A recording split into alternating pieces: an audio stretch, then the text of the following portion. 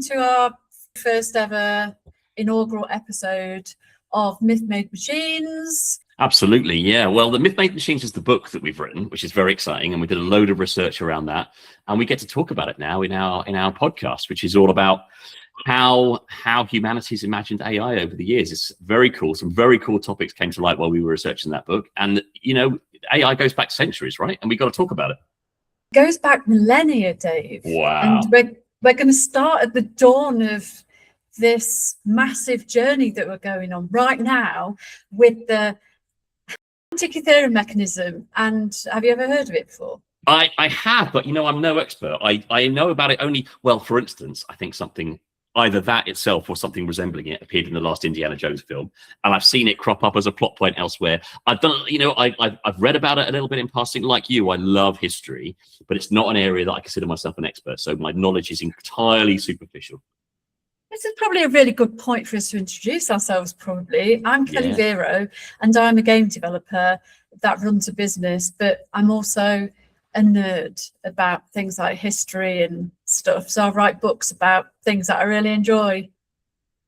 That's me. Absolutely. You've written loads of books. And my name's Dave Bradley, and I currently run a conference series for game developers and websites for and about the mobile game scene. But my background is that I am a huge nerd as well. And for many years, it was my pleasure to be the editor-in-chief of a magazine called SFX, which is all about science fiction and fantasy. And so I've got that side of things. But also secretly, I think Kelly and I, our passions go way back beyond that, because I'm actually kind of a history nerd as well. And I studied medieval literature and culture back in the day. And I know you've got a classics background, or at least a passion for that, haven't you, Kelly? So we're multi-modal people, aren't we? We have so many different things that influence what we talk and write about.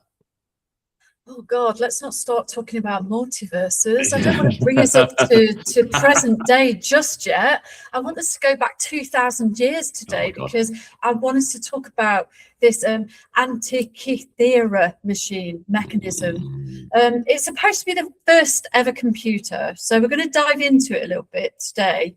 And I titled this part "The Machine That Shouldn't Exist," because it really shouldn't. And that was the sort of starting point for us, really, when we started writing the book, because we found all of these things that were like, hang on a minute. I don't think that AI and robots started with what we think it starts with, which is well within our generational reach. We're both Gen Xers. We both grew up with everything from Metal Mickey and Ultraman to Lawnmower Man and Optimus Prime, and yeah, we feel like we're living in an age where it's been invented by our generation, but that's so wrong, isn't it? Yeah, absolutely. I mean, it is interesting that AI dominates headlines at the moment, doesn't it? Whatever it is, 1/10 of the world using ChatGPT or something now. And, it feels like when I was a kid, things like the Turing test, where this is a great example of where computers can go. And LLMs have passed that now. We're kind of making more complicated versions of that, trying to have conversations about intelligence. But you're right, like doing our research into the book and the conversations that you and I have had, you realize that even though it seems to be dominating, rightly or wrongly, the conversation right now, the idea of artificial minds goes back way beyond just last century's stories, way beyond the Industrial Revolution's fears about machines, way back. And you start diving into this and you just start pulling on these threads, don't you? And we find ourselves having conversations about classical literature and robots built by Hephaestus and all this kind of stuff. It just goes way back to the earliest roots. So my first question was, what is the strangest object you've ever fallen in love with? Because my day-to-day is working with digital objects. So I'm pretty passionate and nerdy about them anyway. But I've got a long relationship with the Antikythera mechanism. So I am really keen to find out. You mentioned it a little bit right at the beginning. What's your sort of experience? Because I totally wanted to put you on the spot for our first episode and find out, what does he know, and what can what can I sort of teach you about it, but what can we find out together? That would be great. And honestly, I know very little about it. So my knowledge of history, I am interested in history, but I don't really know that period very well. I don't really know kind of classical literature or culture the way that you do, only maybe the most famous legends. I don't really know much about, Bronze Age science, or however we want to approach that. My interest in kind of the older kind of realms of history and literature is really kind of medieval. That's where I am, and we could probably talk about things like the astrolabe and stuff, because to my mind, because that's where Mike comes along. I look at the Antikythera mechanism, and I think, is it an astrolabe? Because that's kind of where I kind of come into it from. Maybe that's I kind of put that as a note for us, didn't I? Where I yeah. sort of said maybe it's an astrolabe, but Yeah. totally isn't. No. And the thing about it is, right, is that we didn't. It was pulled out of the sea in 1901, but we didn't know what it was until 2005. Amazing. I love that there are mysteries like that in the world. I love that there are still mysteries like that in the world. Yeah. Well, it's not a mystery that's unsolvable either. I think this was always going to be a mystery that was going to be solved. I know that people are always sort of debating, that aliens must have come down and built pyramids and blah, blah. I'm sure there's plenty of research to suggest that there is some element of truth in that. But for sure, this piece of bronze that was pulled out of the sea really did carry like so much mythology with it that we created. And I find that stuff absolutely fascinating when people are like, "Oh, I'll just make up this conspiracy theory to try and retrofit exactly what this piece of mechanical weirdness is." They didn't even know it was mechanical when they pulled it out of the sea. No, I imagine, sort of like, it's just a objet d'art. Right, because the pictures I have seen, because I had to Google it, and in those pictures, it looks kind of a bit crusty. Do you know what I mean? It looks a bit fixed object because, of course, it was sunk for so long. So that's fascinating. And I think you're right. That's interesting about how, because a lot of what we do comes back to stories over and over again. And I think that thing about conspiracy theories, in a way, people love to tell stories about things, don't they? They love to try to understand things by telling stories, which is a thing we'll come back to a load of times. And particularly when there's a mystery, people like to tell stories. You mentioned there just about there obviously people are very keen to have the sort of ancient alien visitors to Earth kind of story explanation for things. And I love science fiction like you, and we'll come back to that loads of times. However, I think sometimes those kind of attempts to explain things by going, maybe it was aliens, overlooks some incredible ingenuity that was taking place in our world. And you think, well, it's almost, I mean, it's outlandish, but it's almost too easy to kind of go, well, aliens maybe did that. Actually, I want to know more about this device, that someone was doing calculations with this. Someone made a thing that is that is mathematically amazing. Well, I'm going to help you figure that out. Yeah, please do. Because, so first of all, I'll put a picture of this up so everyone can have a look at it. First of all, what did you instantly think of when you saw the rusted, corroded machine? What did you instantly think of? I mean, it has this sort of slightly kind of wheel-like look about it, this kind of cog-like look about it. Like I said, I come to this conversation maybe with a little bit of that medievalism in my mind. I'm totally immersed now in the world of modern video games and technology, but I studied to master's level medieval literature and culture and manuscripts and things. So it looked to me like an astrolabe, and that is a device which is very popular for centuries as a method for navigation and for looking at the stars and calculating position on the Earth based on the stars and the positions of the stars and things. And famously, Chaucer, most well known for writing the Canterbury Tales, he was fascinated by this stuff, and he wrote or largely translated a treatise on the astrolabe.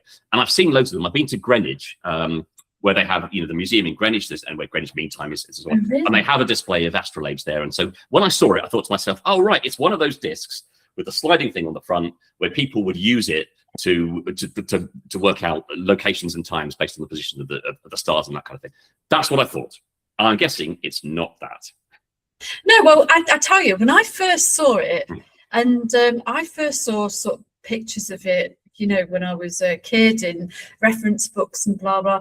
But, it wasn't until about 1990, or let's say 1995, I think it was, when I first saw it, it really stuck a few things together inside my brain and thought about Cerebro, because it's got an X-Men badge on it. So instantly, I thought about the X and then the sort of circle, and that's what's on their belt. Right, interesting. And so I kind of put 2 and 2 together and got 5 initially, and thought, ooh, it's got a touch of Cerebro about it. There's got to be something it's interesting there. And, you know, at the time in 1995, we weren't really talking about AI, even though it had been around for a super long time. I think in one of our earlier drafts, we actually went down this rabbit hole about where AI came from, and, you know, the conference paper and all that kind of super jazz. Remember? I did, because we when we started out, as we were trying to kind of come together with what the book could be, and a draft of the things that we were interested in. You're absolutely right. One of the first things was, well, where does this originate in our kind of current thinking? And you look at the 20th century and where people were talking about that, and then most recently what now gets the name AI, the LLMs, which really only came about in 2017. We kind of started to put all this together, didn't we? And then found ourselves more fascinated by the sort of fictional component there. But yeah, so that's where you came at it from. But I came at it from there, and then I sort of like left it for a little bit, and then we'll talk about it, I guess, in a little while. I went and worked on a really sort of famous video game that required me to use that story in the video game, which I'll tell you all about in a bit. But the thing that really excited me massively is, I don't know about you, but I'm a huge Skyrim fan. I love anything Elder Scrolls. I think it's incredible. I love it, and I really enjoy playing Oblivion in the Elder Scrolls series, because in Oblivion there was a really great scene where you could go into kind of the top room of the Mages Guild, and there was something in there called an orrery. And I was fascinated by looking at the solar system, and most video games that are fantasy focused, Final Fantasy VII, you know, the Elder Scrolls, it's got Mages Guild, maybe World of Warcraft and a couple of the other bits and pieces, they're going to have something that's like an orrery in there. Well, an orrery is basically what we're talking about today. We're talking about an Antikythera mechanism. That's what an orrery is. And the thing that I thought was super interesting more recently, if you mentioned that Indiana Jones and the Dial of Destiny. Did you watch it? I did. I have seen it. Yeah. And well, I am a huge fan of Raiders of the Lost Ark, and I don't think it's as good as the original trilogy. I think it's an improvement on the Kingdom of the Crystal Skull. That's all I'll say from a narrative point of view. But it's a great conceit. The idea that the Antikythera mechanism is like built by Archimedes, and is this time travel thing, and allows them to have this kind of adventure at the end where they go back in time. I thought it was kind of quite fun. Didn't hate it. You know, I think I quite preferred it to Crystal Skull in terms of its story. But yeah, what did you make of it? Well, I thought it was a bit rubbish, because I'm one of those sort of classics nerds, and I find it really difficult to believe that it's got anything to do with Archimedes. So I was a little bit annoyed by it, to be honest. But the thing that sort of jumps out at me is something that you said earlier as well about the astrolabe, and the point of an astrolabe is that it always needed human interaction. Yes, correct. And this Antikythera mechanism doesn't need any at all. So my question is, does it make it AI? An orrery doesn't need human interaction either. Yeah, that's interesting. That's a great talking point. Is it a primitive? Yeah. The fact that it's autonomous, because really, if you kind of boil it down, what we think of as AI today, really what we're talking about is automation, right? We're talking about a thing that, I mean, a whole bunch of things go into that, like natural language processing and things. But really, when people get hung up on, oh, there's an AI agent for that, what they really mean is there's an automated process that humans don't have. You can set it rolling and then it rolls. And it does things faster than we might, for instance. And I think that's what makes a computer, right? You can program it once, and it does it on its own. And humans automating processes is something we kept coming back to when we're working on this book. It's a feature of our civilization forever, that we're always trying to automate processes. And so, yeah, does this device, the fact that there it is, and then it goes, and it doesn't need to be continually thinking. What is an interesting thing there is it that process of being running autonomously that makes it a computer or certainly an AI? I mean, maybe, but it's very specific purposes. And I don't know whether I'm going to have to rely on your logic here. People know exactly what the Antikythera machine was for, but it's not multi-purpose in a way that perhaps when you talk about AI in science fiction, very often that's something that thinks very much like a human and can do all sorts of different things. Like it's not single purpose. I don't know. What do you think about that? Yeah, I mean, it's not HAL, is it? It's not it's not like running a spaceship and kind of trying to destroy civilization all kind of with one thought. It's not Professor Falcon's son who's now died and become a computer. It's got we're not, it's none of that stuff. It's basically, and I think this is why I chose this as our sort of mystery bonus kickoff, is because it is the most unsentient thing that you can possibly imagine that is automated. Even our ChatGPTs these days, even though there are like little programming slaves and they do all of this stuff for us, we still put quite a lot of thought into how we speak to them. Yeah. Well, you don't need to speak to the Antikythera mechanism because it's already been programmed by a human, right? To be a map of the solar system. So it doesn't actually, it knows where everything is. It can calculate eclipses. It can calculate stuff. It doesn't need to be told. It's creating its own predictive vibe without needing to be vibe coded, if you see what I mean. Yeah, no, that's interesting. But and there is a line there that I think you could follow, where, for instance, by that logic, is a clockwork watch. I mean, that's autonomous. You wind it once, you set the time once, but that's the level of your interaction with it, right? And then it just kind of cracks on and tells the time. But I don't think we'd say that was intelligent, but it's certainly a machine that runs autonomously. However, interestingly, of course, one of the things we talked about in our book is the clockwork is the basis of those first automatons, right? People start to use clockwork like that to build things that look like humans or perform, interesting various functions, serving tea, or whatever the Islamic scholars got these models to do. Why did we go from having something that's totally, autonomous and unsentient or insentient to having something that today we want to package this brain up into something that is human shaped, human formed, maybe has eyes, but underneath it all there's the mechanical logic of this mechanism that we're talking about today. It's just that we put these layers, these onion skins over the top. Yeah. As gossamer or as thick as they are, we've put these things over the top and said, right, now we've created this robot. Now we can have all of this mechanical logic. We can create this expansive internal engineering. Remember that Hal is just an eye, isn't he? It's got like a whole, or a light that's got a whole heap of stuff that's happening behind him. Yeah. But when you peel the surface back, and this Antikythera mechanism is really a box that is containing mechanical logic, and however that's been programmed. The problem with the watch, you see, and that I've got a lot of beef about, is that this clockwork element, it only serves one purpose, and that's to tell the time. It might do moon phases. There's other computations, Yeah, but there are, things that wake you up in the morning, etc. Pocket watches and stuff like that from back in the day, travel clocks, God, remember those. And I think ultimately the reason why I think the Antikythera mechanism is so special is because it has been programmed by a human, and it does so much more than just tell you about the solar system. You can look at eclipses, you can look at moon phases for sure, but it provides like much more information. The whole thing about AI is, with AI, artificial intelligence, we have this thing called machine learning.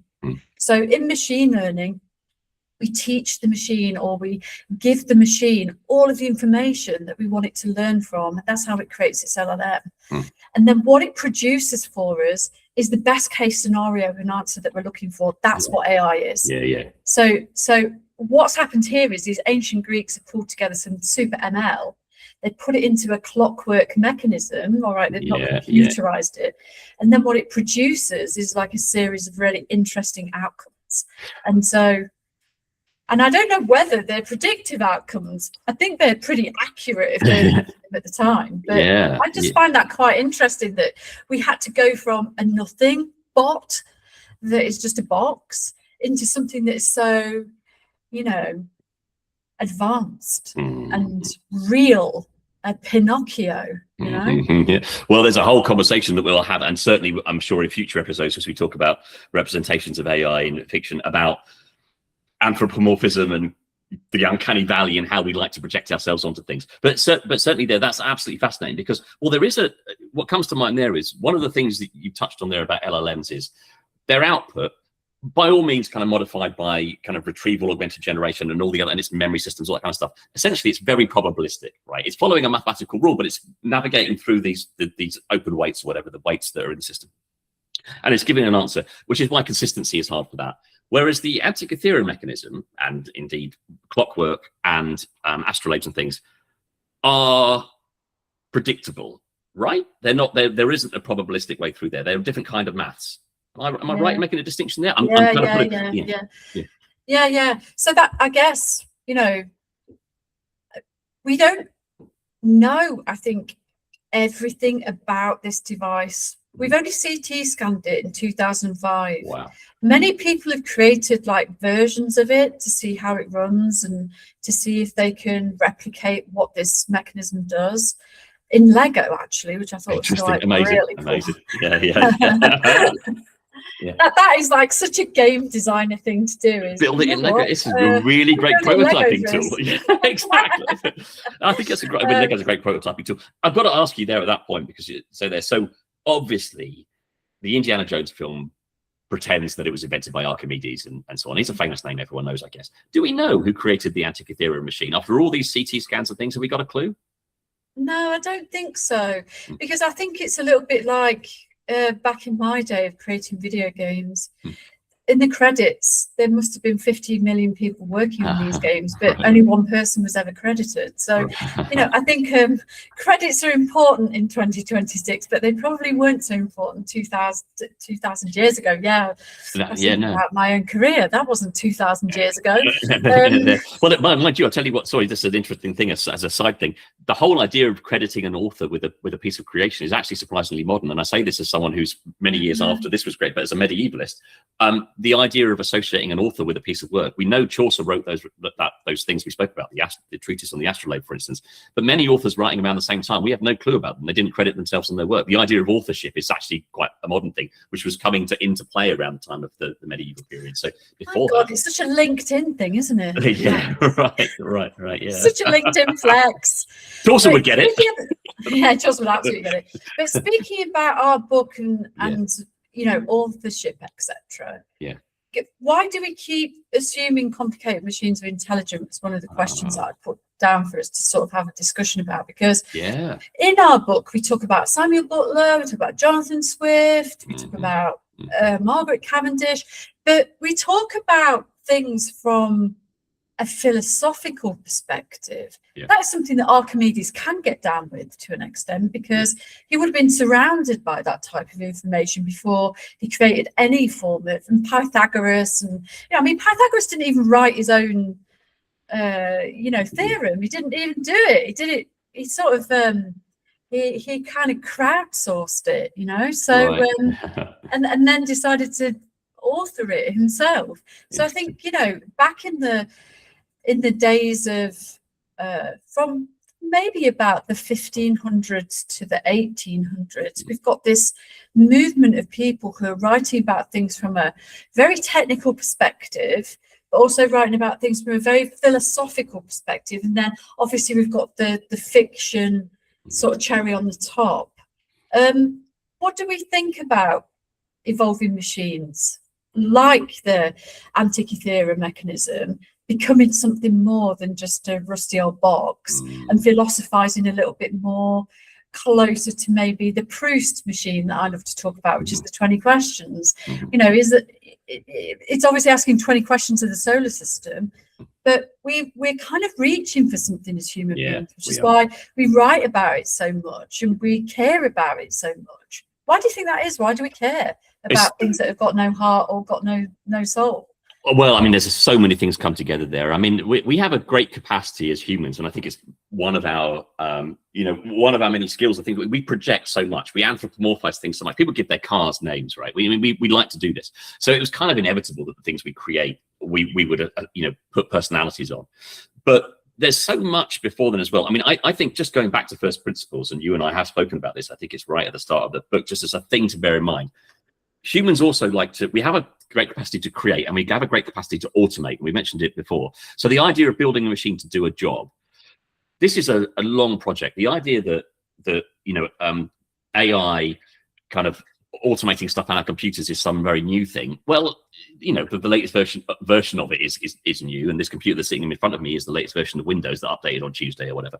But we started doing this the moment that that we strapped a plow to the side of a horse and said, well, that can do the job of 3 people. The moment we invented the printing press and said, well, we used to have to write everything out by hand, but let's replace this scriptorium of monks with this machine, this movable type machine. And we've done this all the way through, and we can point at instances, the Industrial Revolution, but also, even if, every century has examples of where we have tried to be more efficient. And I think it's just the thing that we do. And in fact, I think you're going to argue that civilization is actually just built around our attempts to come together and create things that automate processes for us, whether it's aqueducts to bring water, which is a very simple mechanism, all the way up to Photoshop, which was, there were outcries against that kind of ruining the design and photography 30 years ago. But that's just about making processes that we already do faster and more efficient. So I think that's a drive, that's a drive that we have. So you're saying that as the ultimate apex predators, we're just lazy bums?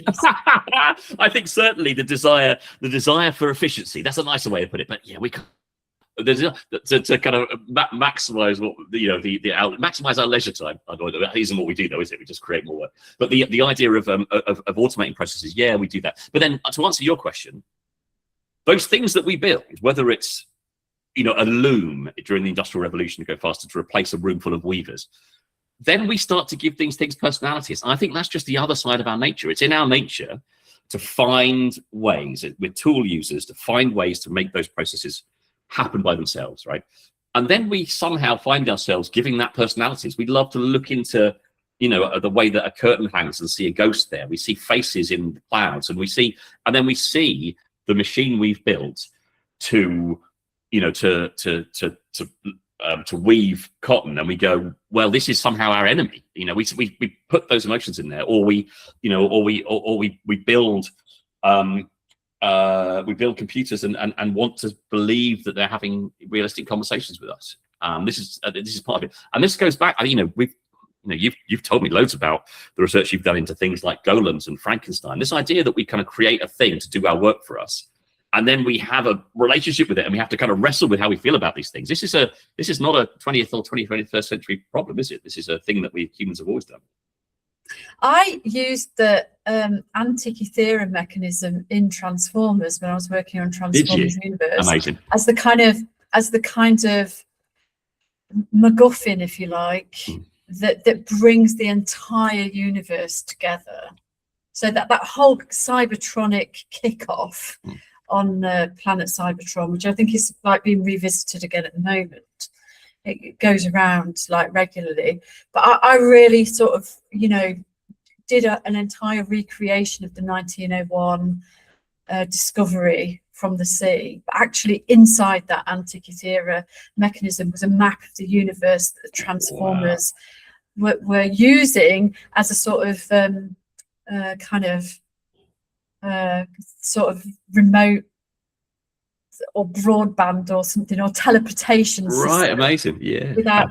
So I used it as that, and I thought that it was really cool because I'm like so passionate about robots, AI, computers. It's been in my life, my whole life. Yeah. And so I've been using a computer for as long as I can remember, pretty much. Yeah, same. And because of that, I wanted to be able to not anthropomorphize, but I wanted to be able to connect the Transformers a bit closer to Earth, so that maybe, like the way that we say that aliens were involved in the pyramids, I wanted to realize that conspiracy theory by saying Optimus Prime was there in Egypt building the pyramids, like with everybody, because then that would add some philosophy, it would add the technical part, it would bring together that, beautiful fiction, and it would play really nicely into that conspiratorial element. And that's really what I wanted to do and why I did it with the Transformers. I think I think I called this episode, when I sent these notes out today, the 0th episode, because I wanted to figure out how we took such a leap from Frankenstein to Asimov.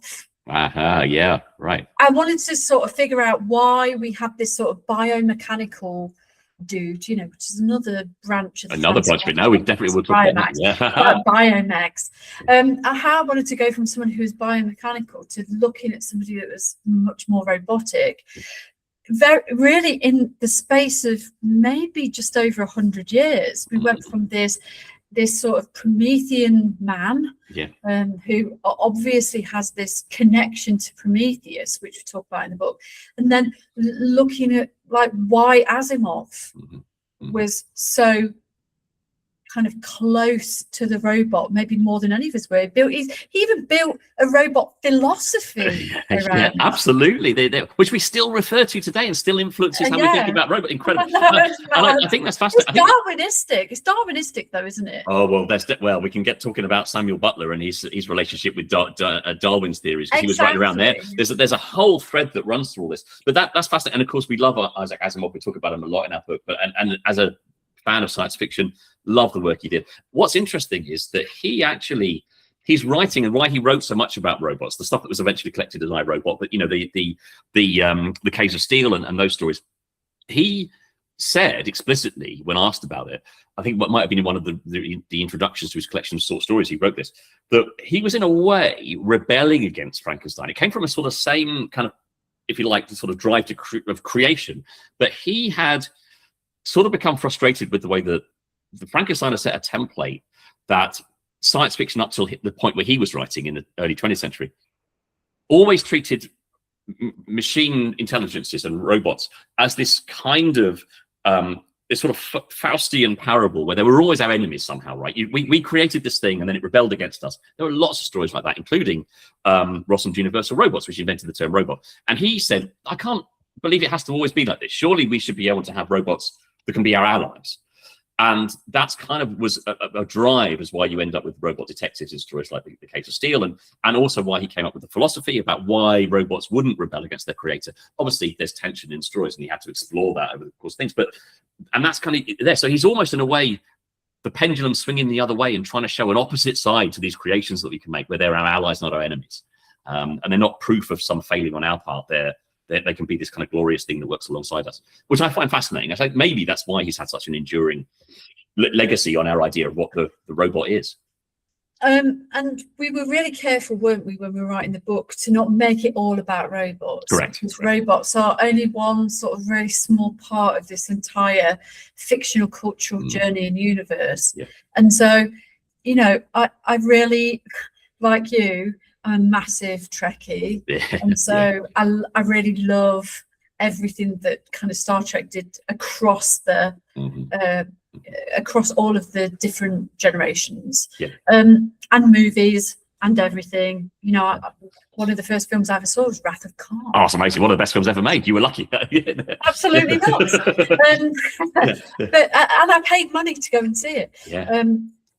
Which is highly unusual. But I think that the thing that really got me is that even Gene Roddenberry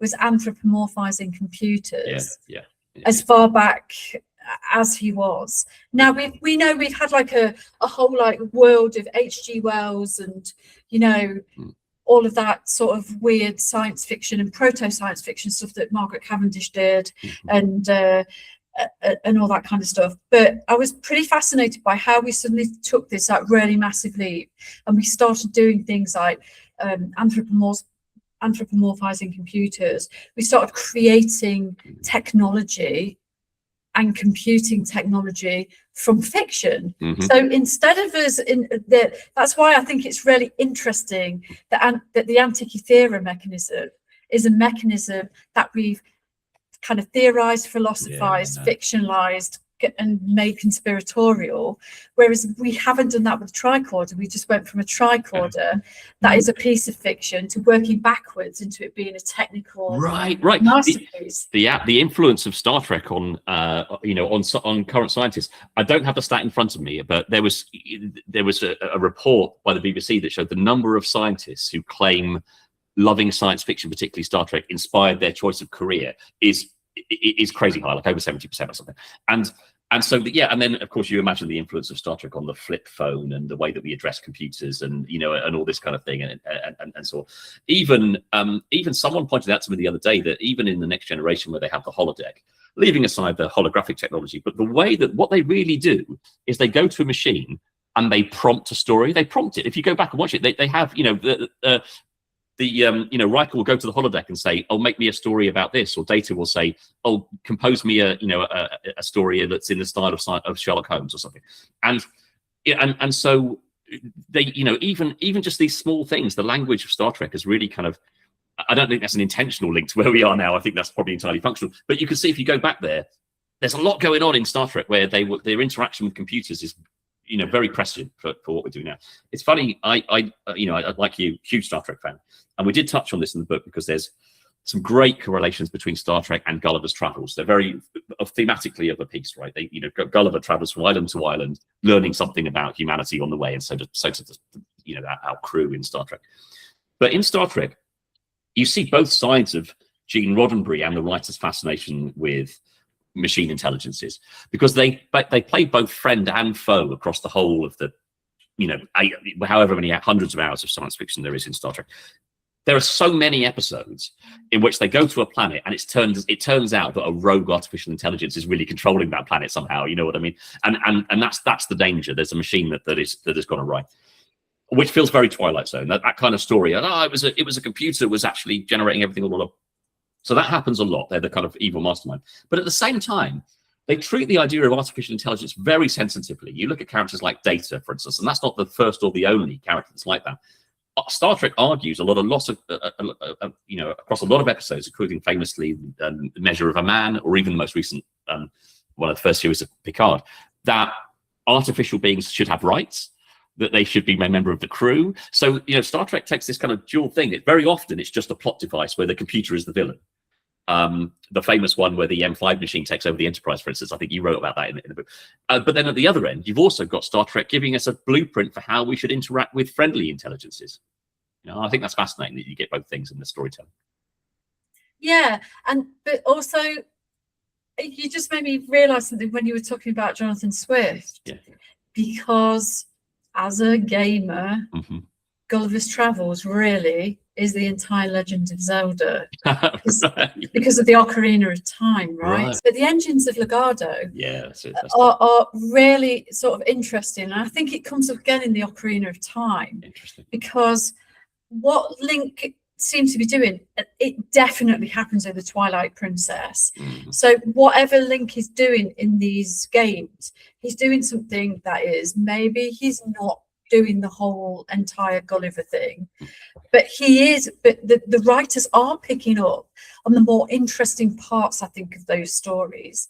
And I think when we just talked about Star Trek, which has just got a million different spin-offs, some that have been successful, some that haven't.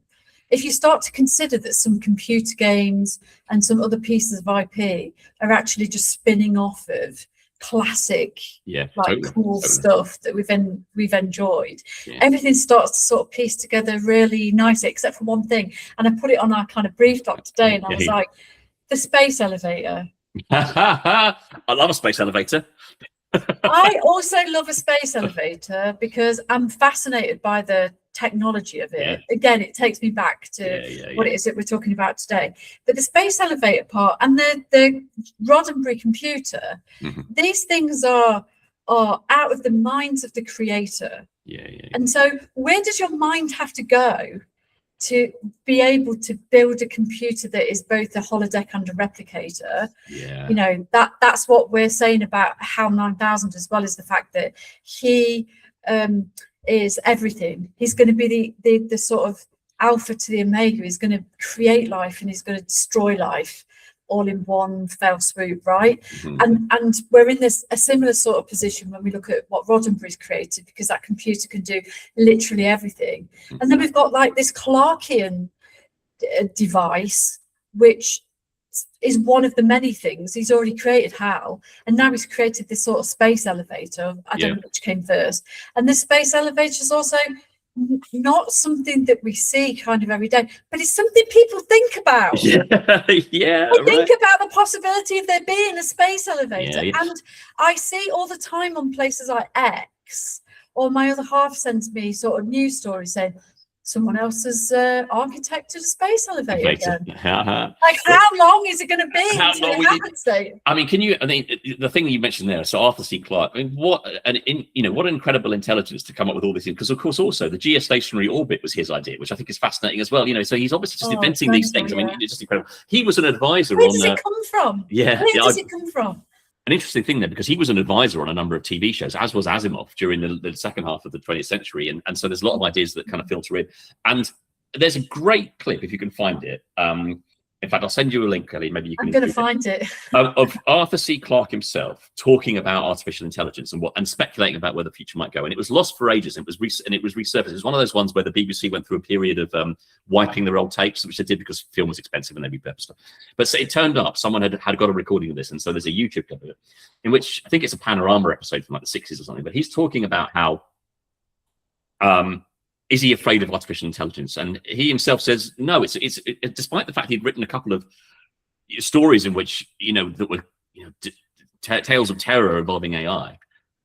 He himself, and speaking openly about it as a scientist, said and he's not afraid of it at all. In fact, I think the exact phrase was something like, "It would be an incredible privilege to be a stepping stone to a higher intelligence," is how he said. And he said that there's no reason to fear artificial intelligences, because the whole of civilization and evolution is one things follow after another. And the Neanderthals had their time and we came after them, and we didn't wish them any harm, but we have it now, and something else will come in our place. And why not something that we ourselves helped to create, that's machine based? A great little clip, and I'll send that. I'll find the link for you, Kelly. But really, Kubrick went and like did in AI, didn't he? Yeah, exactly. He looked at the future without humans. Yeah. And what that looked like from a robot or an AI perspective. Remember, because your little Haley Joel Osment was sort of in the future, and he just suddenly awoken, and there were these like strange beings that were surrounding him, and he was sort of telling them about his life. Yeah, absolutely. It's a really interesting. Yeah, that's kind of a fascinating film, that, because obviously, of course, also Kubrick worked on it as well as Spielberg and so on, and it's Spielberg too, to finish it off. Really interesting, and you can tell the bits. You can tell it's kind of where it's welded together. Yeah, but it's a fascinating story, and of course based on the Super Toys Lost All Summer Long book as well. So there's a fiction connection there. There was a lot of fiction writers in the 40s, 50s, 60s that, unless you watch things like Twilight Zone or you listen to things like Dan Dare and stuff, I don't know whether you listen to a great deal of Dan Dare. I've listened to loads. When you listen to things like Mission to Mars and all that sort of stuff, they're not talking about computers, but they are talking about some of the things that you later find in, Asimov, Clarke. You're going to find it in sort of Spielberg films, Close Encounters, or that type of thing. So there is this sort of the Twilight Zone, obviously, and Tales from the Dark Side. All of these sort of and the anthology sort of series and BBC radio dramas were really doing a fantastic job. I mean, we haven't even spoken about the Cybermen. It's just too much. Another episode. We'll come back to the Cybermen. Yes, we'll come back to the Cybermen for sure. But it all sort of boils back down to this whole sort of device, whether it's a plot device, whether it's a technical device, whether for us as humans in 2026 that are operating on a higher level than writers were sort of 200 years ago, because we have got things like ChatGPT and Claude, etc. They are our kind of little slaves and whatever. We are playing games like Ocarina of Time. We are sort of seeing what the imaginations of not just Asimov and Clarke are, but what the imaginations are of whomever created the Antikythera mechanism. Right. That's fascinating. No, it does make you think, doesn't it? You're right. We have all these things that are in the imagination. It makes you wonder what someone like Chaucer or the builders of the Antikythera mechanism would think of Asimov's robots, for instance, or have those conversations. And I think that's fascinating. You mentioned really briefly there, and I just want to dive into it. I know there's lots to cover at the time, but you mentioned Jonathan Swift and the engine of Legardo and the influence there on Star Trek and things. I think that's fascinating, and we should dive into it more in perhaps another episode. But that's an example. You totally dived into it in your chapter, though, didn't you? I did. And exactly, down that rabbit hole. And it was went down that rabbit hole. I find it absolutely fascinating because it's a section. I mean, Jonathan Swift and Gulliver's Travels is most famous for the early chapters where he goes to the Ted Danson. Yeah, he goes to Lilliput and he fight. There's all the little people, and there was the Jack Black film. Whatever it was. Ted Danson's way better.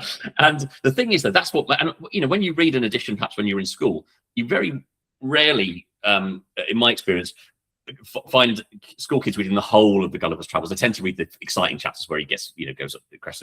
But there is one where he goes to, as you put your finger on there, an island which becomes really a sort of a satire of the Royal Society of Scientists, which was new at that time, and he kind of parodies it. It's actually very funny. There's lots of scientists there doing really futile experiments, and they're trying to extract sunlight back out of cucumbers and stuff like that. And it's played for laughs, but it's a dig at the way that the Royal Society. Which type of Endian are you, though? That's what I want to know.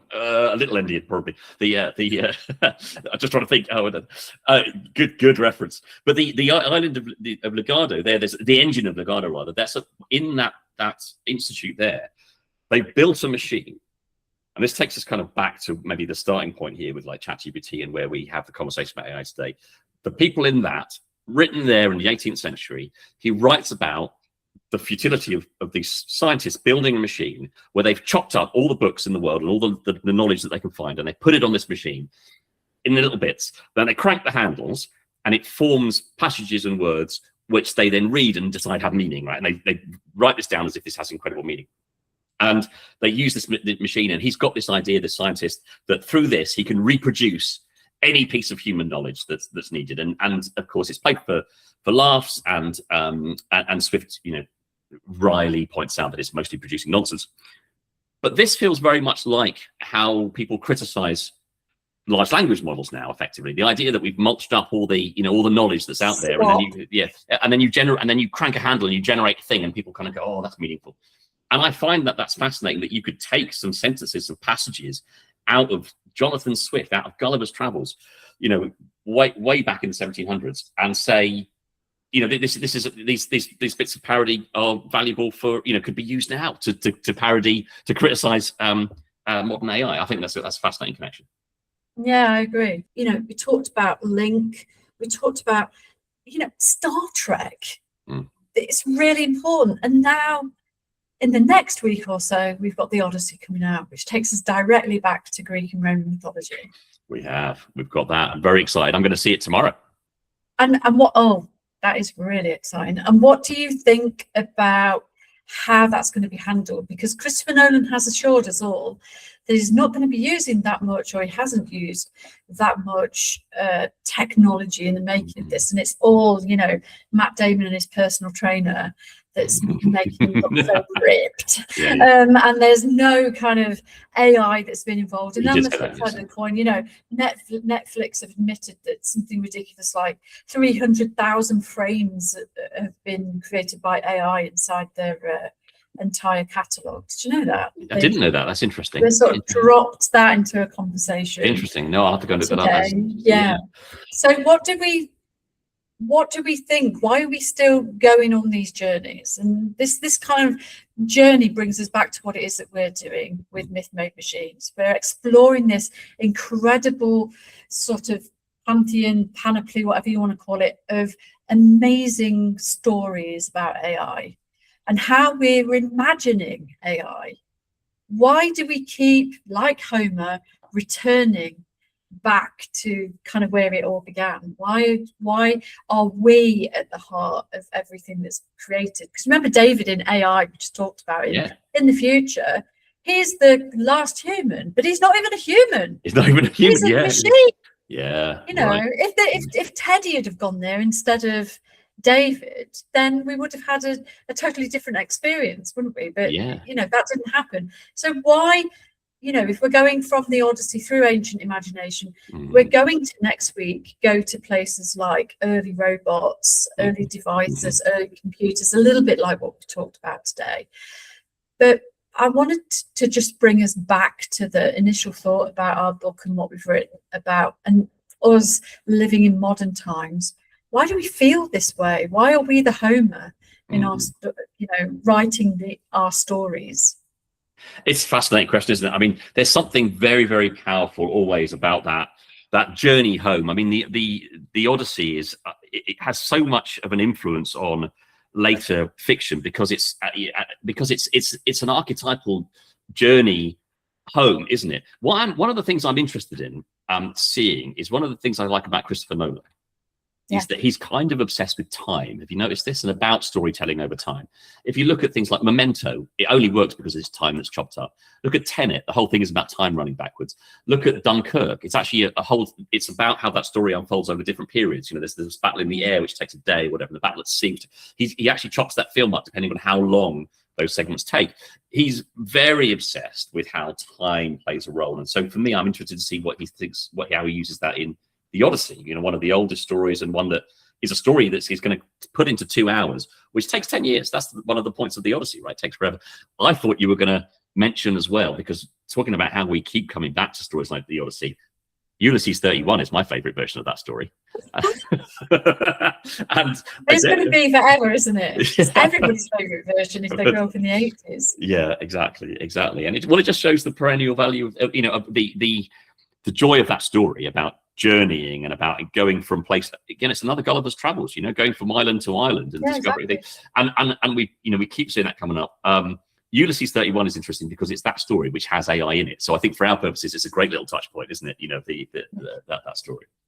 Yeah, I absolutely love the fact that you brought up Ulysses 31 because it kind of opened my eyes really to.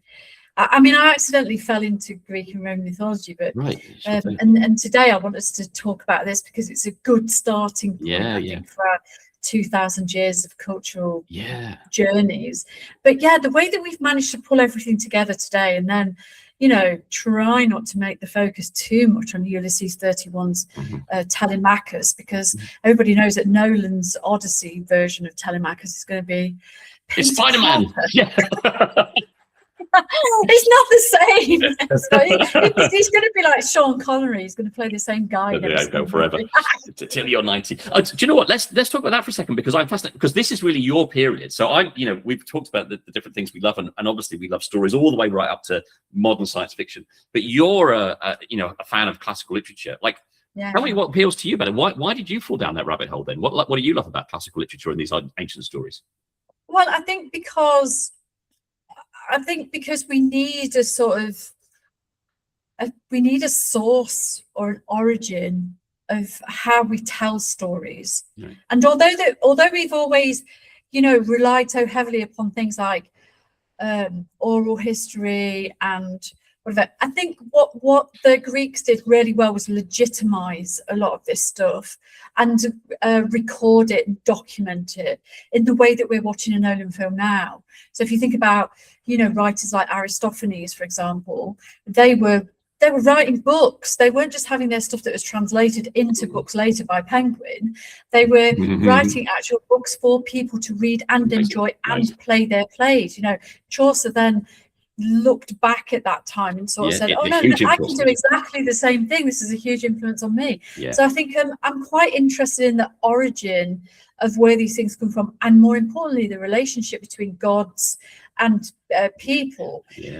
And that brings us to next week, because I want us to look at why gods create robots with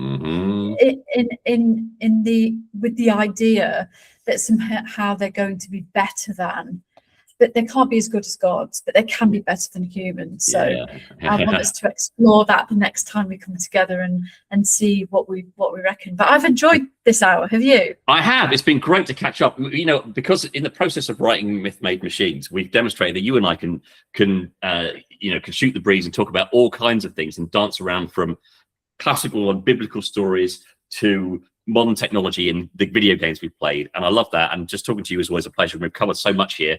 Even more next time. Yes, I can't wait. So if you're interested in what it is that we're writing, we've written a book called Myth-Made Machines. And what we're going to be talking about over the next few weeks is the cultural history and stories of AI, how we imagined AI as human beings. But you can grab our book from Bloomsbury, USA. There'll be a link somewhere around here that you'll be able to click on. It's written by Dave Bradley and me, Kelly Vero. And we're going to be talking about this for, I think, probably until the end of time. I think so. Until the end of time. Yeah, absolutely. Absolutely. Until someone stops us. That's the plan. Thanks, Dave. I really enjoyed our hour. Thanks, Kelly. And, thanks, everybody, for supporting us and participating. Thanks, everyone.